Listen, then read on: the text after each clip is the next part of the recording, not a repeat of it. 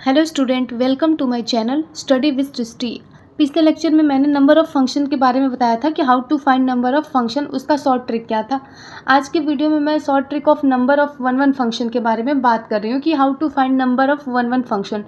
अगर आपने number of function के बारे में नहीं पढ़ा है तो पिछला वीडियो जाकर के देख लेंगे तो आपको पता चल जाएगा कि कैसे हम नंबर ऑफ़ फंक्शन को फाइंड करते हैं अगर दो सेट दे रखा होता है तो। ठीक है, आज के लेक्चर में मैं बात करने वाली हूँ कि नंबर ऑफ़ वन फंक्शन के बारे में, कि नंबर ऑफ़ वन फंक्शन हम कैसे फाइंड करते हैं। ठीक, क्या दिया है कि let F from A to B, कोई फंक्शन दे रखा है, be a function with cardinality of A equal to M and cardinality of B equal to N. कोई फंक्शन दे रखा है जहाँ पर ए की कार्डिनलिटी एम है और बी की कार्डिनलिटी अगर एन हो then number of one function, तब नंबर ऑफ वन फंक्शन क्या होता है कि N P M, if M is less और इक्वल टू एन।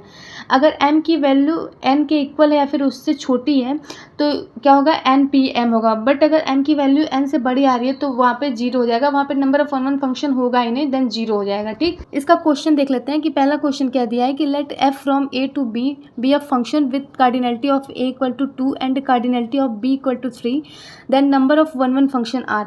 यहाँ पर कोई फंक्शन गिवन है जिसमें ए की कार्डिनलिटी 2 है और बी की कार्डिनलिटी 3 है, देन हमें फाइंड करना है नंबर ऑफ वन फंक्शन। ठीक है, तो नंबर ऑफ वन फंक्शन के लिए क्या बताते हैं कि एन पी एम होता है। ठीक है, तो चलिए इसको निकालते हैं। जो एन पी एम का फॉर्मूला होता है यहाँ पर देख लेते हैं। एन पी एम का जो फॉर्मूला होता है वो क्या होता है कि N P M equal to क्या होता है, N factorial upon N minus M का फैक्टोरियल। यही हमारा एन पी एम निकालने का तरीका होता है। ठीक है, तो यहाँ पर n इक्वल टू कितना दिया है, 3 है, और m इक्वल टू कितना दिया है, 2 है, तो एन पी एम होता है, यानी कि 3p2 हमें निकालना है। ठीक, तो क्या हो जाएगा कि 3 का फैक्टोरियल अपॉन 3 माइनस 2 का फैक्टोरियल। ठीक है, 3 फैक्टोरियल कितना होता है कि 3 इंटू 2 इंटू 1 और नीचे ये 1 हो जाएगा, यानी कि 3 2 जा 6, यानी कि 6 हो जाएगा ये हमारा आंसर। तो ऑप्शन डी हमारा करेक्ट हो जाएगा।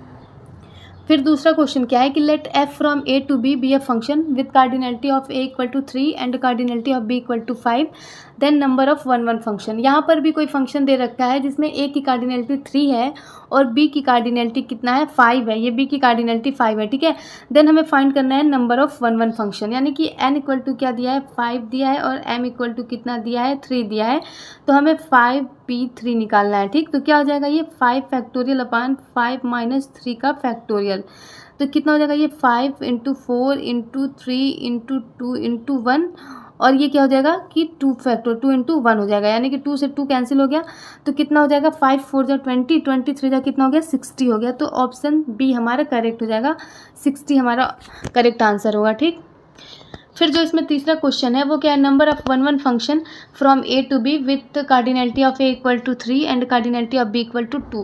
ये भी कोई फंक्शन गिवन है जिसमें ए की कार्डिनलिटी 3 है और बी की कार्डिनलिटी 2 है, यानी कि एन इक्वल टू 2 दे रखा है और एम इक्वल टू 3 दे रखा है। ओके, अब आप यहाँ पर देख सकते हैं कि जो एन की वैल्यू है वो क्या है, एम से छोटी है, यानी कि यहाँ पर एम क्या है, बड़ा है। ठीक, तो हम बता चुके हैं यहाँ पर कि अगर एम की वैल्यू एन से बड़ी हो तो जो नंबर ऑफ वन फंक्शन होता है वो क्या होता है, यहाँ पर 0 होता है। ठीक है, तो यहाँ पर आप देख सकते हैं कि जो n की वैल्यू है वो क्या है, लेस है m से, यानी कि n is less than m। ठीक है, तो जो नंबर ऑफ वन फंक्शन होगा वो कितना हो जाएगा, 0 हो जाएगा, तो ऑप्शन डी हमारा करेक्ट हो जाएगा।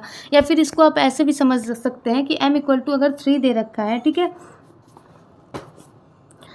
ये जैसे फंक्शन है f from A to B, A कितना है 3 है और b कितना है 2 है। ठीक, तो यहाँ पर जब हम इसका फंक्शन बनाएंगे, डिफाइन करेंगे, ये ए बी सी हो गया और ये कितना हो जाएगा, पी और क्यू हो रहा है। ठीक है, तो अब देखिए यहाँ पर जो इसका इमेज बन रहा है बस 2 का बन रहा है, ये यहाँ पर सी यहाँ पर खाली है, तो ये क्या हो जाएगा, यहाँ पर नंबर ऑफ वन फंक्शन होगा ही नहीं, तो जो नंबर ऑफ वन फंक्शन होगा वो क्या होगा, 0 हो जाएगा, तो ऑप्शन डी हमारा करेक्ट हो जाएगा। आप लोग समझ गए होंगे कि नंबर ऑफ वन फंक्शन क्या होता है, इसको हम कैसे फाइंड करते हैं, इसका शॉर्ट ट्रिक क्या था। तो आई होप आप लोग को वीडियो पसंद आया होगा।